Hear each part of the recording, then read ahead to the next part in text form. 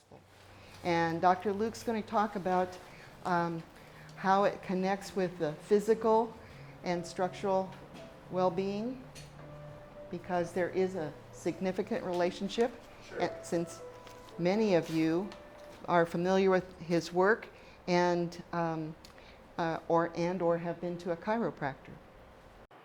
I just want to say a really amazing person. I've known her for a couple of years now. She just retired at Cal Poly as a professor there, and she has been extremely passionate about wellness coaching, about the concepts of mindfulness, and her passion for it is consistent. It's something that I see that she cares about and really puts a lot of effort and energy, positive energy towards, and I think that's great. So I'm excited that she's going to be talking with you guys.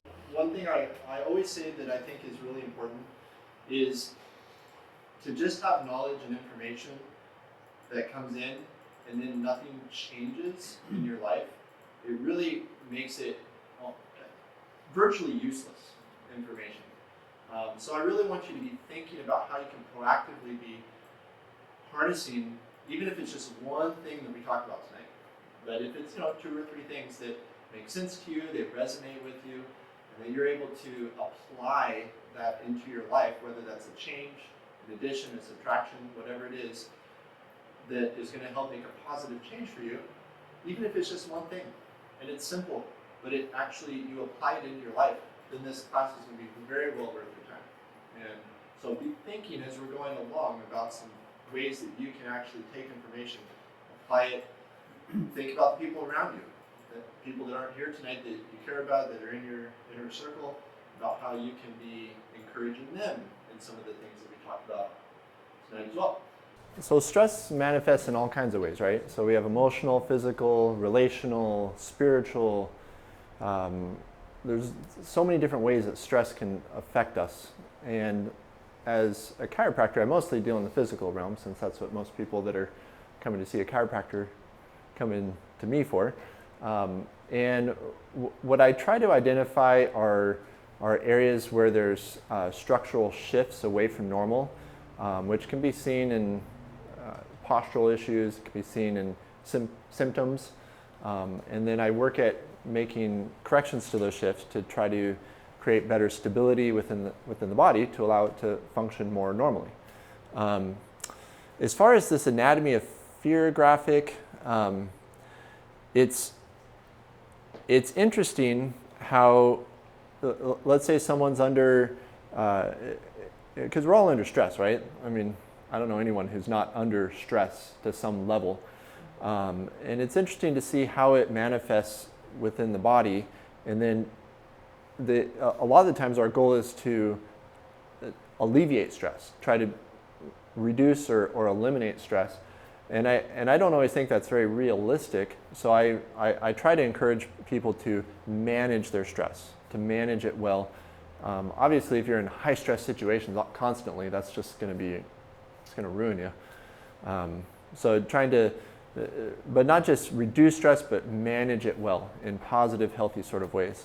And that can be seen all kinds of different ways. Physically, how you interact with the people around you, the people you choose to be around. So from a nerve system standpoint, everything affects our nerve system. So what we eat, what we think, what we do is constantly affecting our nerve system, since it's the most primary system in our body and it's controlling and regulating everything. So the general premise of chiropractic wasn't just about trying to alleviate pain. It's also about helping the nervous system to function at its normal, optimal level. And that happens when someone has a problem with their spine and we're able to make a correction, and all those nerve roots that are exiting out from the spinal cord, so you have a spinal cord, of course, running down through your back, through your neck, and then through your back. And so if there's issues with how the spine is functioning or positioned, and we're able to make a correction to those issues, then that alleviates pressure or irritation on the nerve at that level and allows that nerve to function more normally. Now, again, nerves are controlling and regulating everything, so that could potentially affect anything and everything. So it's not just You know, oh, I've got low back pain, so I'm going to go in and get adjusted.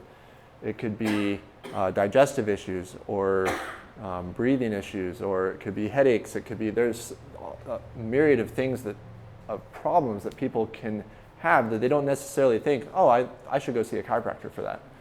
But then they start, for other reasons, they start seeing a chiropractor and they're like, oh man, I haven't been having those digestive issues as much lately. And it's oftentimes because of the nerve system. The nerve system is functioning more normally or more optimally and allowing those organs or other parts to function more normally. So, well, Jack and I were just talking about just that mentality of full steam ahead. It's just such an easy road to get on, even if it's not quite the right road. And so you just keep going, and sometimes it's good to have that stop and have that reset and to just breathe, chill, and ponder and consider and make sure that whatever the activity is or whatever the purpose is on the right track, and then and sometimes you go, and your efficiency at what you're doing starts to diminish if you're not having those breaks, if you're not having those moments of self-care, and you actually can be more productive in whatever the venture is by self-care, by actually taking care of yourself, and there's lots of research out there that supports that in the work settings, and so it's just kind of a good reminder that take breaks, and not just Isn't we call those recess, right? recess. Take recess.